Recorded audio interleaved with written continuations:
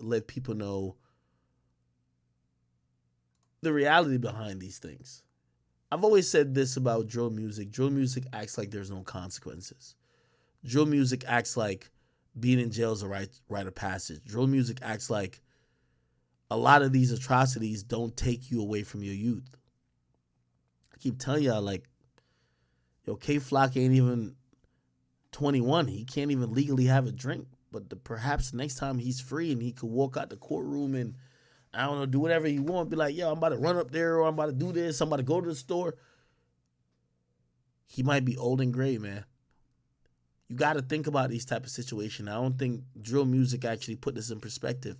Jail's a real thing. Death's a real thing. I seen a video. I can't. I think it was. Some. I don't know if it was New York drill, maybe it was Chicago drill, but it showed the young kids, the friends at the funeral of one of the guys that died, and none of them had even like anything that was dressing up. Nobody had suits or nothing on. Everybody was just like in their regular attire, but they were all looking at the casket being lowered below. And I think, like, just from their facial expression, which I was concerned about, it's like they were trying to even understand or accept death. Like, death is a finality. Like, death isn't something that you could come back from. Death isn't something that is temporary. There's no more extra spawns. And I feel like a lot of people just don't understand that when it comes to like drill. People actually believe like, you know, there is either you live forever, or, you know, somehow you're heralded in death. But it's even worse when it comes to incarceration. You know, I give so much credit to K Flock being a great artist, but nobody cares about K Flock. He's an inmate. He's an incarcerated individual. My man right here, Nas Ebk, he writes his caption. He said, God gives his toughest battles to his toughest soldiers. Free me and free the real risk takers. I'll be home soon. They can lock up my body, but they can't lock up my mind. And I looked at this and I thought, brother, your mind is not even fully developed yet. This sounded good as a caption, but this ain't the reality. You see the dudes locking you up, they have lived a full life. They lived a full life, their hairline receding. They probably got kids, they probably got wives, they probably got houses, they're thinking about their pension. Not sure how old this guy is. You can't even legally drink. You could just put up some type of, oh, God gives his toughest battles to his toughest soldiers. Or somebody has to start realizing that jail and death is an actual thing. Going to jail for years or getting killed, there is no return from that. And when I see somebody like Nas Ebk, I look at this message, I said, this is bullshit. When you were free, you were operating like jail was like a rite of passage. This is not. You're caught in an attempted murder rap. This youthful presence you have here, much younger than me, is going to be wasted in those four walls you're going to be contained in. And I just can't understand how people don't cherish that. Your entire youth is going to be in four walls. And the point we have to start giving towards a lot of people, whether it's even K Flock or not, bro, people ain't gonna remember you. Like, we gotta start telling people that. Like, all this free my guy shit, people ain't gonna remember you, bro. Life goes on. Everybody calls you and talks to you while you're locked up awaiting trial for the first year, the second year, the third year. Hopefully you get to trial then, maybe the fourth year. They still talking to you a good amount, but you get sentenced to doing 40.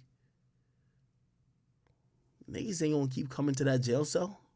Also, you're not gonna be in the MCC or Rikers. You're gonna be upstate doing real time. Niggas ain't gonna keep trying to talk to you. They talk to you when they can. Hopefully you get a legal cell phone. You're grown old around a bunch of men. You're trying to fuck on COs because you probably tired of jerking off. What part of jail is fun? What part of this situation is fun? What part of this is a rite of passage? Now, I'm not just getting at Nas Ebk. Maybe this was just a bad rap for him. Maybe he's innocent. I don't know. But I see so many of these Bronx drill dudes actually think that death in jail is just like part of the reality of most people who are below the age of 25, and it's ridiculous. The next time we see this motherfucker, his hairline gonna be receding, bro. He gonna have grays. Whatever age he's at right now, his testosterone is kicking crazy. You're gonna be flabby afterwards. You're gonna have a little fupa, nigga. Fupa, I think you could say it about dudes. You're gonna be pudgy. That's just what happens. You're gonna be in your 30s, maybe 40s, just looking washed. You'd rather have that time that you can spend with your family and spend in the real world, man. This shit just, it fucks me up watching like a bunch of people just accept the fact that they're locked up. Like, they're cool with it. Fucks me up. Tattoos gonna be faded. Nigga, the way you look, you should have probably been in some sports. Look like you could probably be in a combine or something. But now you're just another you're just only another statistic, unfortunately. I hope you're innocent. But I do have a problem with you saying free the real risk takers. Because the people you call risk takers, the majority of them that's locked up, there was no risk to be taken. Trying to kill somebody, like the saddest thing about Bronx drill, there's zero money associated with it. This is why people are shot by the K Flock shit, because when it comes to RICO charges, you got to point out where the money was being gotten. And all these kids, they don't care about money. They're all broke.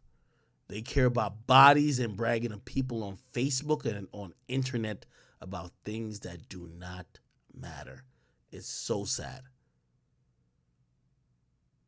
You're taking a risk for no fucking reason. I'm hoping you're innocent. If you are, I'll be the first person to invite you to come sit with me, and hopefully we could talk about it. But at this point, we've seen the stupid pranks you were doing for no reason. You're now accusing of killing somebody for no reason. A fucking mess. All right. We got to listen to or play the Jalen Rose, Ja Morant interview. And I know y'all was ready for it.